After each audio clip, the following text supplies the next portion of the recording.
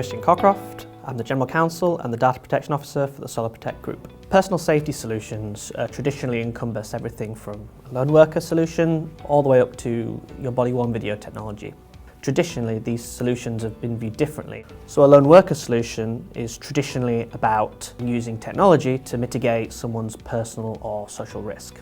On the other hand, a body-worn device is much more deterrence and evidence gathering based. These are traditional norms that have been in place for the last few years. What we have seen is there's been convergence between these two types of devices, particularly with body-worn video and evidence gathering techniques being much more valuable for mitigating personal risk, or to provide better verification information to those viewing that footage. So when considering a personal safety solution, particularly one that has video-based monitoring, the first thing customers should be thinking about is their data protection impact assessment. So data protection impact assessments were introduced by GDPR, and under Article 35 of GDPR, if your solution is involved in systemic monitoring of a public space, DPIAs are mandatory.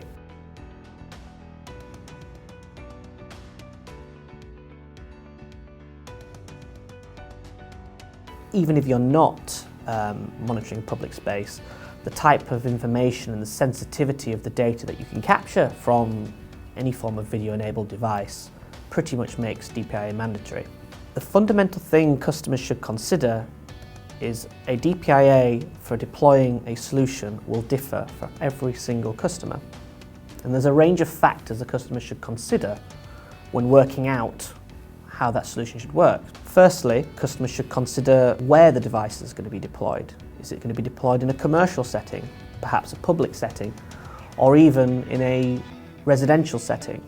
There are benefits to deploying solutions in all of those, but the privacy risks clearly differ. The wearer, are they going to be staying in that environment, or are they going to be mobile? Are they going to move between commercial sites or between public and residential sites? And finally, what is the overarching use case for the actual solution?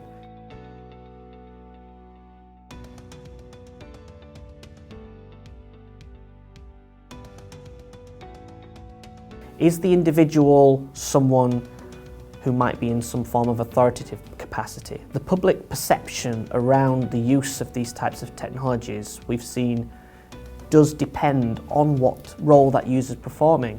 For example, it might be perfectly acceptable for a member of the public to see a security guard with a highly visible, overt, body-worn device, while on the other hand, it might not be so good for a shop floor worker or a medical professional to have body-worn video displayed so overtly.